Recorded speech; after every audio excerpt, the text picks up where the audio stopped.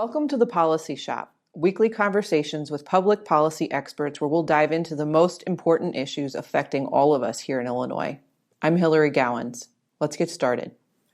Joining me today is Austin Berg, Vice President of Marketing at the Illinois Policy Institute, who will be breaking down Illinois' public corruption problem and why it matters to you. Austin, thanks for joining me today. Thanks for having me. Of course. So, Austin, why are you so interested in public corruption? That's a really good question. I think when I talk to people in Illinois, whether it's I'm from here, my family, people in Chicago especially, I feel like that's the lens through which almost everyone understands politics in Illinois, which is really sad. But it's also like the reality that you must confront. That's sort of the square one that people are at in terms of Illinois politics. We have the lowest trust in our state government of residents of any other state by far. And a lot of it is because the public trust has been violated so many times. And the problem with that really, of course, there's an economic cost to corruption. There's bad policies because of corruption. But one of the most important effects to think about is that it just totally kills and degrades public trust in any institution. So it's very hard to get anything done, whether it's improve education or, fix the pension system or, so many things, because there's no trust in their institutions, because they've proven time and time and again they don't have voters' interests at heart. There's these personal political interests at heart at the city level and at the state level. So in short, I think it's because, one, it's the thing that I think Illinois voters are extremely interested in, and two, it's this force that kind of underlies everything. It's every single policy issue it affects, because it affects our trust in institutions. Yeah, so you wrote the book on this, kinda. And I was leafing through this before we got started, and I found this chapter. So for anyone who doesn't know what I'm holding in my hands right now, because how would you? Austin wrote a book called The New Chicago Way, and you published it in 2016, right? 2019. Oh, 2019, January okay. 2019. So I was leafing through this book, and I saw on page 130, you have this chart, and it's Chicago city officials convicted of corruption. And you went from 2007 to 2017. Why did you add this chapter of the book? Maybe tell people what the book's about, really. Okay, yeah. The book is about this radical notion that people in Chicago and public officials in Chicago should look to other cities to see what's worked, instead of just trying over and over again and failing to solve our problems. So it compares Chicago to the 14 other big cities in the country that together compose the 15 largest, and it goes by institution. So we talk about how city council is different, how school governance is different, police, corruption. We talk about all different types of city government. We compare Chicago to 15 other largest cities. We find that on so many things, Chicago is an outlier, whether it's on quality of our education system, our tax burden, our burden of debt, our number of city council people who are convicted of corruption. And why is that? Oftentimes because year after year, decade after decade, our public officials make really poor decisions. And those poor decisions oftentimes come from this really outdated form of governance that encourages, among other things, corruption. So what's kind of really interesting, and what I think people don't understand necessarily about Chicago, is Chicago gets this really bad rap in Illinois, right? It's that's the heart of corruption. Everything bad politically comes out of there. The problem is corruption is very bipartisan and is throughout the state in Illinois. And what's funny is if you look at public corruption convictions in Chicago over the last 10 years per capita, we're not that much worse than other big cities. Chicago is not. That's partially because we have a really good inspector general's office that has really broad powers it's really emerged in the last decade, where we are an extreme outlier. And this applies to all sorts of things in Illinois government. Where we're an extreme outlier is in the city council. No other big city in the country has so many city council members convicted on corruption charges. And that's because of the powers we entrust them. So that gets us to this idea, which is very important for people to think about, that corruption is it's not only about finding and catching the men and women who are doing illegal and bad things. That addresses part of it. Punishing, finding, rooting out corruption at the individual level is important. But clearly, if that was the only solution, corruption would have been lessened by now in the Chicago City Council. Right now, there's 3 of them that are under indictment. 6% of the Chicago City Council is under indictment right now. And that's not a new problem. We've had, I believe it's over 40 aldermen convicted since the 70s of corruption. So clearly there's an underlying structural governance problem that's causing all of this corruption and that's encouraging it. And it can't simply be fixed by either like raising a white flag, like sending out flares to the federal government saying, come save us. We have to like fix ourselves before we can expect that to go away. And we can come back to the book later. I'm sure we probably will. But another area of expertise for you, you're probably the country's foremost expert on Mike Madigan. You're shaking. Title. No, I know. But I think it's kind of a goofy title, but it's true. And I think not necessarily in the sense that you know what his favorite cereal is or something, but you have studied his political career and how he has gained so much power, had gained so much power, and what the implications of that are. And so I wanted to just ask you a little bit about your study of his career, and when you're talking about building systems, and the corruption problem isn't just people, it's these systems. So how is Mike Madigan kind of this microcosm of Illinois' corruption problem?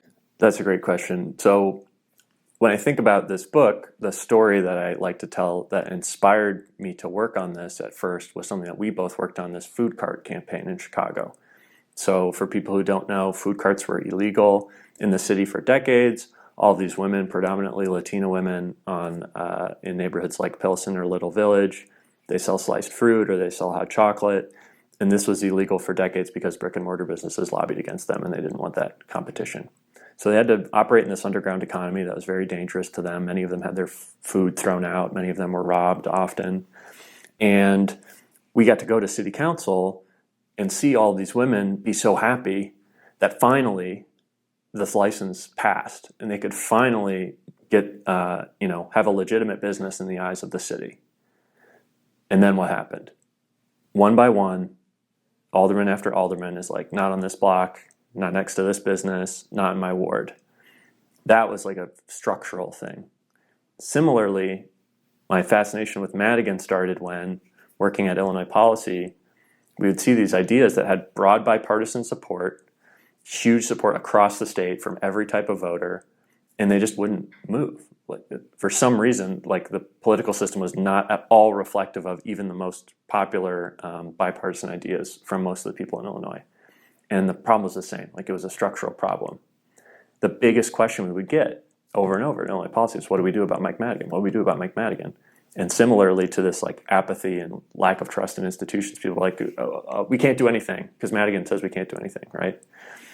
And that's a really horrible way to not even like think about public policy, but just to live your life. Like, oh, there's just this guy somewhere who just can thwart anything you want at any time. Like, we might as well just not care. We might as well give up and leave. And so I became obsessed with sort of figuring out how he amassed this power.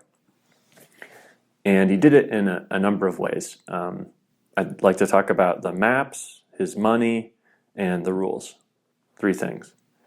So the first is the maps. I'll start with that because we just saw a very, very recently like this play out again, as it did under Madigan, because that structure hasn't been fixed. But he became speaker in the first place, not because of passing some amazing policy or raising a bunch of money. He became speaker because he drew the best map. So after the 1980 census, Illinois Democrats were supposed to lose a bunch of seats because people were emptying out of the city of Chicago. Mike Madigan, in all his cunning, drew a map that protected so many Illinois Democrats, got it passed, and many people owed their seat to him, and they elected him speaker in 1983. He would continue to serve in that role for every year except for 2 until this last year. So he started with the map. That's an example of what I would call somewhat legal corruption in Illinois. Politicians being able to pick their voters. And Madigan was able to wield that map to get votes that he wanted. So even if 80% of Illinois voters wanted term limits on the Speaker of the House, Mike Madigan could go to lawmakers before an election and say something like, you shouldn't vote on this because I control your district. He would never be so open as to say something like that, but everybody knows that he has the power to do that, and it concentrates all this power in one person. So those are the maps. Second is the money. So this is another structural thing. He served as the chair of the Democratic Party while serving as the legislative leader. He was the only legislative leader in the country who had something like that, had an arrangement like that. And what happened there was essentially he melded politics and policy together, and they're always, somewhat connected, but hand in glove, to where if you voted against him, he immediately had control of the entire party apparatus and all of that money to come after you. So he's able to enforce sort of discipline that way. He also made a ton of money. This is another form of legal corruption that still is allowed to happen in Illinois, serving as a property tax attorney. So again, never, as far as we know, explicitly going to people and saying, hey, if you want this passed, you need to retain my law firm to lower your property tax bill, right? He would never be that stupid as to say something like that out in the open. But he did what I would consider to be corruption, which is he traded the public trust and his public position for private gain. People weren't hiring Mike Madigan necessarily because he's some wizard at property tax appeals. It's because he has political connections, and it's because if you hire him, you may find something. He may take some action that's beneficial to you, or at least not harm you actively in the legislature. And then so we've got the maps, we've got the money, and then the rules. So Mike Madigan in the House was the most powerful House Speaker in the country because of all of these House rules that lawmakers pass every year governing how a bill becomes a law. And so much of that power was invested in the Speaker's office, whether it's who sits on committees, when bills can be called. You could literally swap members of committees in real time to get the votes that he wanted. Sort of one-man rule in the House. And that's what's important, I think, in Illinois, is where you have these concentrations of power, like you did with Madigan, and like you still do under some of these systems that haven't been reformed yet, you will get corruption 100% of the time over a period of time. Maybe you won't see it today. At some point, that power will be traded for private gain if you don't have systems in place that prevent it. So Madigan really shows that phrase of absolute power corrupts absolutely. He was given so much power centrally to him, and he traded that for private gain all the time. And some of those things haven't been reformed. Some of them have been. House rules, we've seen a little bit of change, which is great. There's actually term limits for the Speaker of the House in the House rules now for the first time. That's unheard of.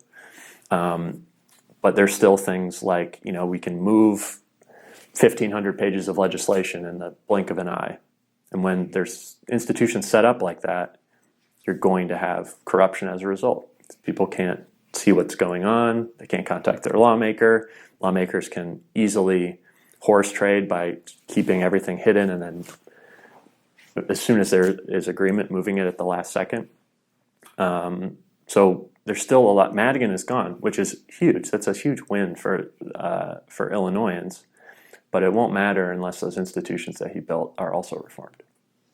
It's really interesting because, all of what you just said is an incredible distillation of everything you've ever written about him. So I thought that was awesome. But the bigger point about public corruption, and I think this is where this is such a hard issue, is because it's such a nebulous term. People don't really get what it means. Is it stealing? Is it lying? What is it? How does it affect me? And when I think about public corruption, and I try to think about it from the point of view of someone who just doesn't live in this space. They don't think about this stuff all the time. What I feel from other people who are living their daily lives like that is that they know that there is a system. Actually, they might not even know that there's a system, but they feel like nothing will ever change. Mm-hmm. So there's this system out there that people may or may not know about that keeps things from happening or maintains things going the same way they always have gone. And to your point about food carts, even when there is marginal change for the better, we have people in neighborhoods like Lincoln Park or Lakeview or wherever, and the aldermen are able to say, all right, well, I know that everyone wanted this, but I don't want this here, so I'm going to carve it out. Mm-hmm. But on the flip side of that, don't you think that there was a lot of frustration after Madigan left by the insiders? So we're talking about a system that people may or may not know about, and it controls every aspect of government here. But if you're in the system, it maintains order. So maybe they like it. Oh, definitely. I mean, Madigan made life really, really easy. There was this phrase of, maybe I shouldn't say it on this podcast, we'd say it like Madigan's mushrooms, where it was his caucus, because you kept them in the dark and you fed them what mushrooms eat, which is not good. And that's basically they kind of had this like fat, happy life where they didn't really do much because this one person was able to control everything. That is a huge change from then until now. And one thing I think Speaker Welch has, who's the new House Speaker, has probably realized is that governing that way, the way Madigan did, is extremely taxing, exhausting, and ultimately not sustainable. You think of like Otto von Bismarck or some figure like this, who had this crazy complex web of international relations and no other person would ever be able to understand all the cross compromise you have to make. And then that guy leaves and then the whole thing collapses, which is kind of what we're seeing happening a little bit in the Illinois Democratic Party. Like, how do we deal with the trial bar, the unions, elections? All of these things were really, really complicated, and Madigan kind of kept them all greased and everybody happy and fed. That's not the case anymore. So I think, to your point, it's important that people realize that system can change, because many other states have changed it. And there's very easy ideas that we can adopt from other states that would help us. And we got a little bit of the way down the field this last legislative session, inspired by really high-profile cases of cartoonishly corrupt lawmakers. So we got things like the first ever revolving door period, which is now 6 months. And what do you mean by that? That is essentially in Illinois, for a long time, you could retire as a lawmaker who was chair of the Energy Committee, for example, on a Tuesday, and get a job and retire and get a job lobbying for the energy industry on a Wednesday. Many lawmakers did exactly that. Maybe not that cartoonishly short time frame, but leaving, deciding policy over a huge industry and then going to work and lobby for that industry immediately. A revolving door says, no, there needs to be a cooling off period where you cannot lobby the government. There was a rule put in place that state lawmakers can no longer lobby local government, which is another thing where you tell people from other states that and they look at you like you have three heads. Like your state lawmakers can lobby local government. Don't they control everything about local government? Isn't that unfair and will become corrupt? Yes. And now, thankfully, that's not allowed in Illinois. The Inspector General is another good example. Chicago's Inspector General is pretty strong. In Springfield, it has been described as a lapdog position by people who have held the position, which is when it's really messed up, is when the old Inspector General is saying, this is useless. You guys need to change this. That Inspector General would need to go to a panel of lawmakers before starting an investigation into a lawmaker. Well, how do you think that's going to bear out, right? Lawmakers are going to protect their own, regardless of what party they're in. So those were a couple of changes. And then we also need to look at disclosure of conflicts of interest. So for a long time, lawmakers there was no real punishment or any kind of teeth behind any rules that said, hey, you need to declare a conflict of interest, or you need to say that your wife or husband has a job at the water reclamation district that you're just voting to give $500 million, for example. You should have to disclose that. That's in the public interest. So all these areas are structural things that can be done instead of doing silly things like saying, okay, well, the feds are on Madigan's tail. Corruption is fixed in Illinois. That's not how it works. So one of the areas that you just mentioned, the watchdog in charge of overseeing basically any ethics complaints or anything that happens in Springfield. So what we're looking at for this upcoming legislative session is empowering the legislative inspector general? What does that mean exactly? And what does the legislative inspector general do for people who don't know? Yeah, that person's basically responsible for enforcing ethics and rooting out corruption in state government. We have one for the governor's office called the Executive Inspector General that oversees the departments. And then there's one called the Legislative Inspector General that's responsible for the House and the Senate and their staffs. So this is the person who basically is supposed to hold lawmakers to account. They are the watchdog for that body. The problem is, for a long time, that watchdog needed permission. It was like, classic like fox guarding the henhouse situation. They needed permission from lawmakers in order to issue a subpoena or start an investigation. I believe they couldn't take anonymous complaints for a long time, which is like, if you were going to make a complaint against Mike Madigan's organization and you had to have your name on it, you're basically signing your own, professional death sentence in Illinois. And there's some really horrible consequences to this. One of them was all these revelations of sexual harassment and misconduct in Madigan's political organization. When you don't feel like you can go to anyone for those sorts of ethics violations, of course that's going to fester, and that culture is going to take hold in your political organization. So, yeah, the Inspector General is supposed to be a watchdog. The problem is it has historically not been empowered to be that. One of the other reforms that I really like is that we're proposing requiring a 3-day reading requirement. And this would fix something that Madigan really liked to do, which would be to surprise people with votes, right? Oh, totally. So the less transparency there is in the political process and the faster it moves, the more it advantages people with the most power. Because most Illinoisans don't have a lobbyist on their behalf in Springfield phoning them up and telling them, hey, this is going to move. I think this, here's, like giving them the inside scoop. So you have things like the state budget, tens of billions of dollars being plopped on voters, the media, and, independent watchdog groups 24 hours before it's passed. That's not going to be a good piece of legislation. People haven't had time to vet it at all. We see that now. This happens. This is one of those things where it's like it's so clear that the process is broken based on the results. We have the worst pension debt of any state in the nation. We have the worst credit rating, and yet some people somehow are confused why that's happened. Well, maybe it has something to do with the fact that our budgeting is done completely behind closed doors, and nobody knows what's in the budget until moments before they pass it. Maybe lawmakers should read the budget before it's passed. Maybe that would help. So, putting in these safeguards of saying, okay, the bill's introduced, you have to hear it in a committee, and people will have to testify. There has to be a certain number of days that people can review the legislation, vote on it in one chamber, pass to the other chamber, go to a committee vote there, then to a floor vote. Like, it builds in these safeguards that you can root out, waste and pork and corruption.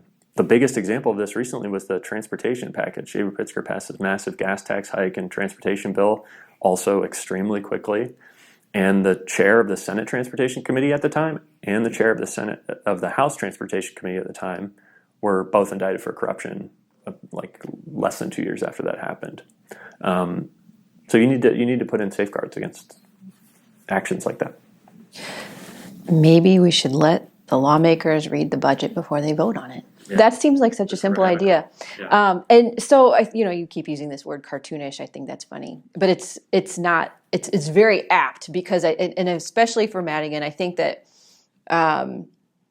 a lot of partisan folks just started saying, blame Madigan for your high taxes, or blame Madigan for this and that. And it's like, blame Madigan for the sky being cloudy, whatever. Mm-hmm. But it really is one of those things where it's like, okay, well, Madigan, again, is like this microcosm of everything that's wrong. Yeah. And what's wrong is this systemic corruption. And so really, corruption isn't removed from things like, why are taxes so high and why don't we ever tackle the pension crisis? I mean, how are all of these things woven together? How would you summarize that for people?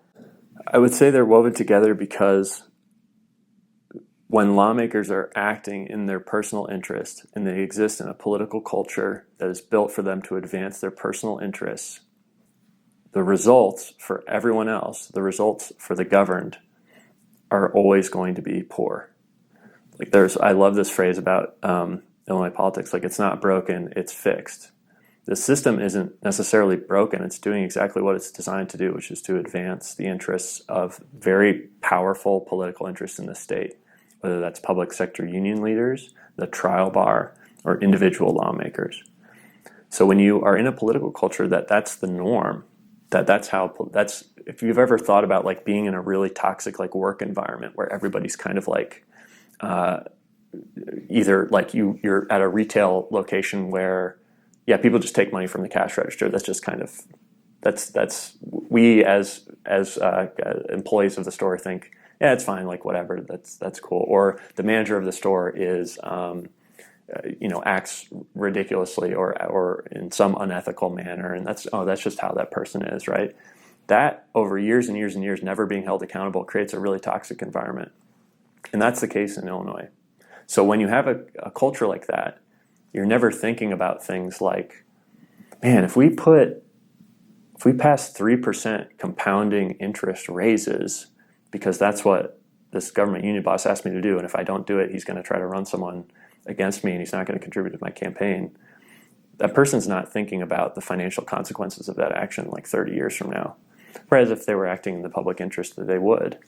So, it's sort of it's the opposite of a service mentality. It's a what's in it for me mentality. And that's like the cost. That's the cost of this corrupt political culture that exists in Illinois that can only be fixed with changing the system.